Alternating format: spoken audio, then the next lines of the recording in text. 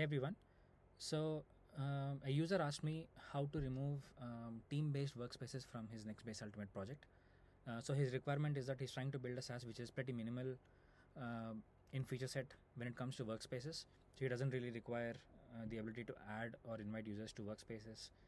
He only really wants a single workspace for a user, and that's it. So I thought I'll record a video and show how that can be done. So as you know, Nextbase Ultimate is based on the concept of workspaces. So workspaces are both are sort of central to the entire SaaS.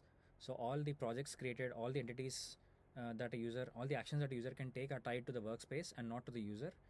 This is intentional and mainly because mainly to be as flexible as possible. So for example, a user wants to transfer their content to someone else, or if they want to collaborate, etc. The concept of workspaces becomes very handy because now you have an entity that is independent from the user, and you just have to change who the owner of the workspace is, and so on. So even though it's a single user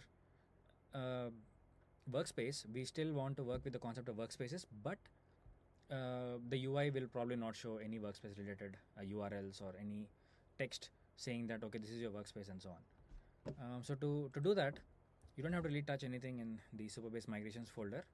All you have to do is go to the SRC folder, app folder, and your locales, and within, so there is a workspace route, right? So we have solo workspaces where there are no members, member pages and so on, and then you have the workspace folder where you have all your member related logic and also any additional components that you want to render for member pages. So workspace team workspaces are a superset of solo workspaces. So well, the simplest thing that you can do is just nuke this entire folder. You don't need this. And the second thing that you want to do is we have some utils that get workspace subpath, I believe.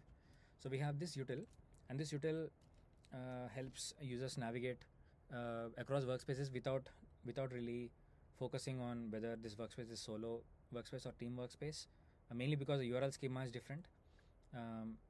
So you might want to change this util or just remove this util entirely. You don't require some of this logic here anymore. So you can just stop using this util and just delete it, not even bother using it. So those are the only two changes that you need to do.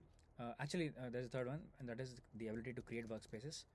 So you have the create workspace dialog here, and you can just nuke it.